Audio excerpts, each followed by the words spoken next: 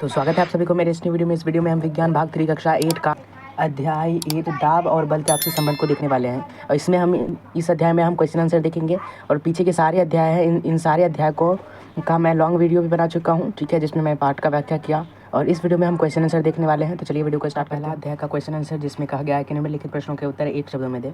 जिसमें पहला हमारा क्वेश्चन है, पृथ्वी द्वारा सभी दिशाओं पर बल लगाया गया आकर्षण बल, है ना, यानी पृथ्वी द्वारा सभी दिशाओं पर लगाया गया आकर्षण बल क्या कहलाता है। तो देखिए पृथ्वी पर जो है, ठीक है, पृथ्वी जो है एक खास तरह का बल लगाता है जिसके द्वारा क्या होता है कि ना पृथ्वी बाहर की वस्तु को अपनी ओर आकर्षित करता है, ठीक है, बाहर की वस्तु को अपनी ओर आकर्षित करता है। उदाहरण स्वरूप हम अपने आप को ले लें, ठीक है, पृथ्वी जो है हमें जो है अपने और खींच के रखी है, तभी हम इसके ऊपर खड़े रहते हैं, इसके ऊपर रहते हैं। अगर नहीं खींच के रखती तो हम उड़ रहे होते अपने पृथ्वी पर, ठीक है। तो देखिए पृथ्वी द्वारा जो सभी दिशाओं में बल लगाया गया यानी आकर्षण बल जो लगता है वो क्या कहलाता है। तो देखिए इसका उत्तर जो होगा गुरुत्वाकर्षण बल, ठीक है। पृथ्वी द्वारा जो सभी दिशाओं में बल लगाता है आकर्षण बल, उसे गुरुत्वाकर्षण बल हम कहते हैं, ठीक है। अगला क्वेश्चन देखते हैं।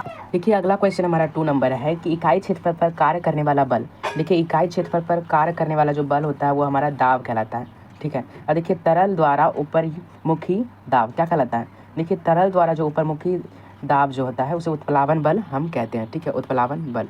अब वह बल जो वस्तु को तैरते हुए रखती है, ठीक है। तो देखिए वो भी उत्प्लावन बल के कारण वस्तु तैरती है, ठीक है। इकाई क्षेत्रफल पर लगने वाले वायु दाब को क्या कहते हैं, तो उसे हम वायु दाब ही कहते हैं, ठीक है।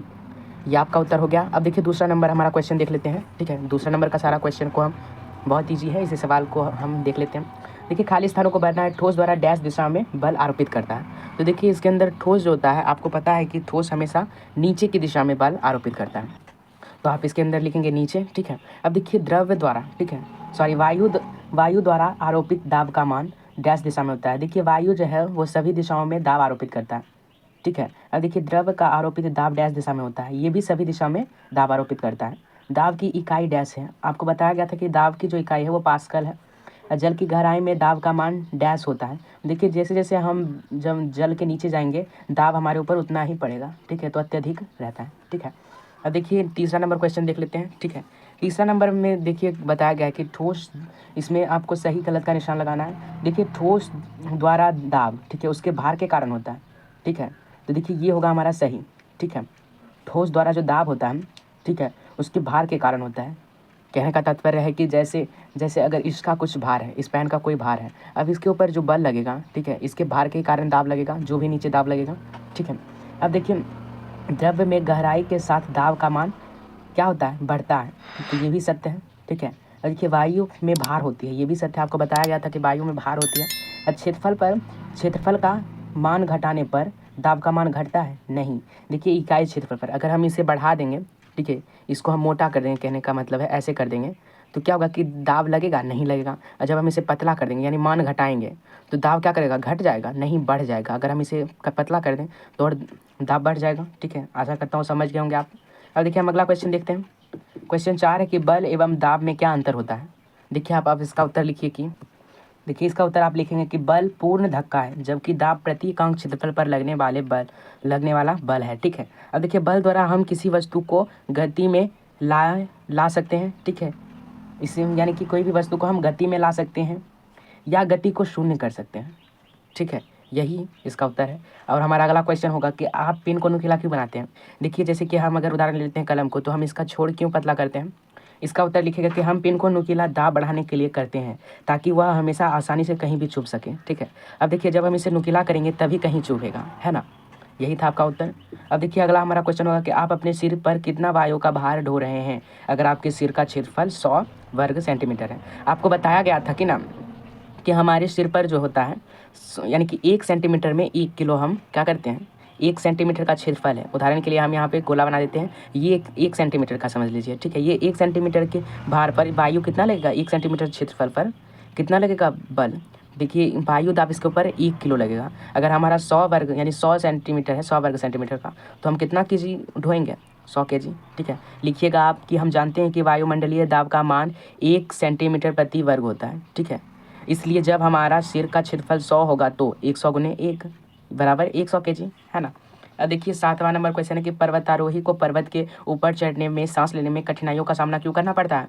तो देखिए इसका उत्तर आप लिखिएगा कि जैसे जैसे हम ऊपर की ओर जाते हैं O2 मतलब ऑक्सीजन कम हो जाता है, इसलिए सबसे ऊपर O2 लगभग ना के ही बराबर होता है, शायद इसीलिए पर्वतारोही को पर्वत के ऊपर चढ़ने में सांस लेने में कठिनाई होती है। इसका यही उत्तर था। ठीक है, अब देखिए लास्ट 2 क्वेश्चन जो है ये काफ़ी लॉन्ग क्वेश्चन है, इसको समझ लीजिए आप।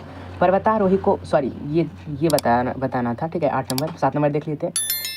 पास्कल ने कैसे दर्शाया कि द्रव्य सभी दिशाओं में दाब आरोपित करता है। तो देखिए अब इसका उत्तर लिखिए, लॉन्ग क्वेश्चन है ये। तो देखिए ये जो है पॉइंट आपका द्रव्य तथा गैस द्वारा लगाया गया दाब, इसी में ही आपका क्वेश्चन का आंसर होने वाला है। ठीक है, आप क्रियाकलाप 1 को देखिए। ब्लेज पास्कल एक फ्रांसीसी वैज्ञानिक ने प्रयोग के रूप में सिद्ध किया था कि तरल जो है सभी दिशाओं में दाब आरोपित करते हैं। ठीक है, और ठोस में जो होता है दाब भार के कारण नीचे की ओर लगता है, और जबकि तरल द्वारा दाब जो है नीचे ऊपर तिरछा यानी सभी दिशाओं में दाब आरोपित करता है। अब जैसे आप समझ लीजिए, आप एक गेंद लीजिए, ठीक है, और इसमें सुई की सहायता से छोटे छोटे छेद हर तरफ से कर लीजिए और इसे दबाकर अंदर की वायु निकाल दीजिए। ठीक है, और इसके बाद जल भरे बाल्टी के अंदर डुबा दीजिए और गेंद से दाब हटते ही जल छिद्रों के अंदर चली जाएगी। ठीक है, और गेंद को जैसे ही बाहर निकालेंगे और उसके बाद आप उसके अंदर तो जल भर जाएगा, और जैसे इसके अंदर आप अंगूठा के तर्जनी के बीच इसे पकड़ कर दबाएंगे तो क्या होगा कि ना द्रव्य सभी छिद्रों से बाहर निकलना शुरू कर देगी। ठीक है, और इसी क्रियाकलाप से क्या पता चला कि द्रव्य जो है वह सभी दिशाओं में बल आरोपित करता है। ठीक है, तो आप इसका उत्तर लिखिएगा, ये आपको समझाने के लिए बताया गया था। ठीक है, तो देखिए आप इसका उत्तर लिखिएगा कि यहाँ से लिखिएगा कि ब्लेज पास्कल, ठीक है, यहाँ से एक फ्रांसीसी वैज्ञानिक ने प्रयोग के रूप में सिद्ध किया था कि तरल सभी दिशाओं में एक समान दाब आरोपित करते हैं। ठोसों में दाब भार के कारण नीचे की ओर होता है, जबकि तरल द्वारा दाब जो है नीचे ऊपर सभी जगह दिशाओं में दाब आरोपित करता है। ये तो लिखना ही है। दूसरा आपको ये समझा देना है, आपको समझा के लिखना है कि सबसे इसको प्रयोग कैसे सिद्ध किया। तो ये क्या किए थे, वो रबड़ का एक बॉल ले ली थी, उसमें सब जगह से छेद कर दिए थे और इसके अंदर पानी भर दिए थे, और जैसे ही दबाए थे तो सभी दिशा से पानी निकला। ठीक है, इससे क्या पता चला कि द्रव्य का जो दाब है वो सभी दिशाओं में ये दाब आरोपित करता है। ठीक है, यही उत्तर था इसका। देखिए हमारा लास्ट क्वेश्चन है, आप किसी स्थान पर वायु दाब कैसे निकालेंगे। एक साधारणतः वायु दाब मापिका एवं क्रियाकलाप का वर्णन करें। ठीक है, तो देखिए आपका जो अगला है, ठीक है, इसी ये द्रव्य में दाब, ठीक है, इसमें नीचे की प्रक्रिया दे रखी है। ठीक है, प्रक्रिया, ठीक है, आपको ये पूरा प्रक्रिया लिख देना है। ठीक है, यही इसका उत्तर हो जाएगा, समझे।